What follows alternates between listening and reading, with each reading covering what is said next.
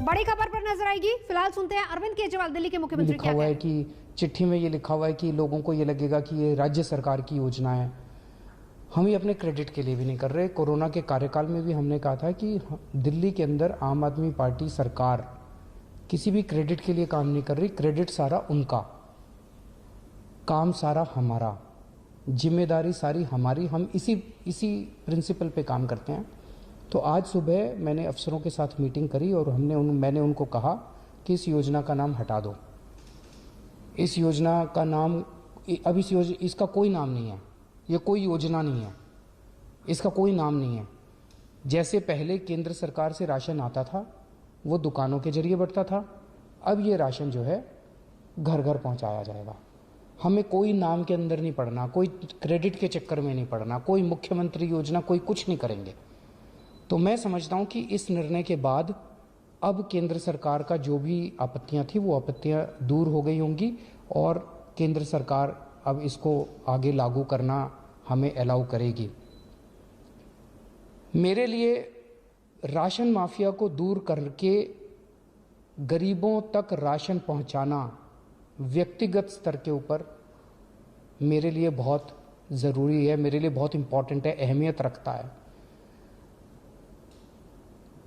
आज से 22 साल पहले राशन माफिया के साथ मेरा संघर्ष शुरू हुआ था। पहले मैं इनकम टैक्स में नौकरी किया करता था, उसके बाद नौकरी से छुट्टी लेके और फिर बाद में मैंने नौकरी भी छोड़ दी।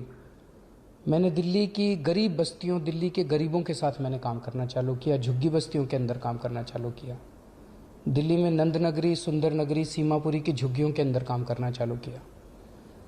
वहाँ झुग्गियों के अंदर जब काम करना चालू किया तो पता चला कि लोगों को राशन लेने में काफ़ी तकलीफ़ें होती हैं।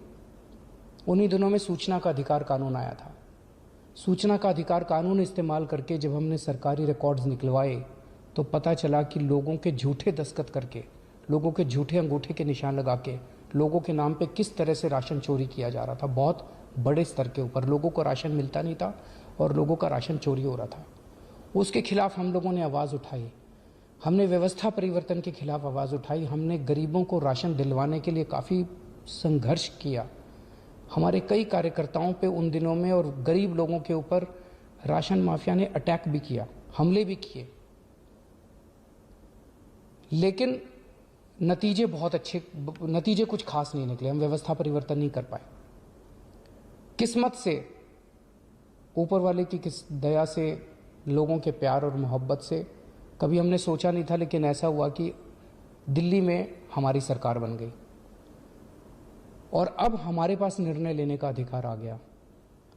तो पिछले 3-4 साल से मैं व्यक्तिगत इस पूरे स्कीम के ऊपर लगा हुआ हूं कि किस तरह से राशन गरीबों तक, साफ सुथरा राशन, अच्छा राशन, ईमानदारी से पहुंचे।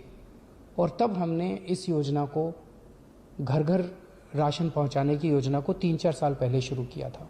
पिछले 3-4 साल में काफ़ी तकलीफ़ें आई, काफ़ी अड़चनें आई। ये बहुत ही क्रांतिकारी योजना है। जाहिर तौर पे जो माफिया है वो बहुत स्ट्रांग माफिया है, वो बहुत ताकतवर माफिया है, उसके बड़े लिंक्स हैं, चारों तरफ उसके नेटवर्क है, वो इतनी आसानी से करने नहीं देगा। पिछले 3-4 साल से मैं मशक्कत कर रहा हूँ इस माफिया से लड़ने की, मैं पूरी कोशिश कर रहा हूँ इस योजना को लागू कराने की। अब जबकि हमारा 20-22 साल पुराना सपना पूरा होने जा रहा था कि हम एक्चुअली लोगों के घर घर तक राशन पहुंचाने में सफल हो रहे थे, तो कल जब ये अड़चन आई तो थोड़ा सा दिल बैठ गया। लेकिन हम किसी भी तरह की अड़चन नहीं आने देंगे। केंद्र सरकार की जितनी शर्तें हैं हम सारी शर्तें मानेंगे। केंद्र सरकार जो कहेगी हम वो करेंगे। हमारा मकसद केवल और केवल जनता तक ईमानदारी से साफ सुथरा सस्ता राशन पहुंचाना है। अगर वो राशन पहुंच गया तो दिल को बड़ा सुकून मिलेगा और गरीबों की दुआएं मिलेंगी। उन गरीबों की दुआएं हैं जिसकी वजह से आज हमारे दिल्ली के अंदर, हम तो छोटे से लोग हैं, हमारी सरकार चल रही है। तो मैं उम्मीद करता हूं कि अब इस निर्णय के बाद कि ये कोई नई योजना नहीं है, कोई इसका नाम नहीं दिया जाएगा। परसों हम कैबिनेट मीटिंग रख रहे हैं, कैबिनेट के अंदर इस पे निर्णय लेके कैबिनेट का प्रस्ताव हम केंद्र सरकार को भेज देंगे। मैं उम्मीद करता हूं अब इसमें हमें केंद्र सरकार का पूरा सहयोग मिलेगा। नमस्कार।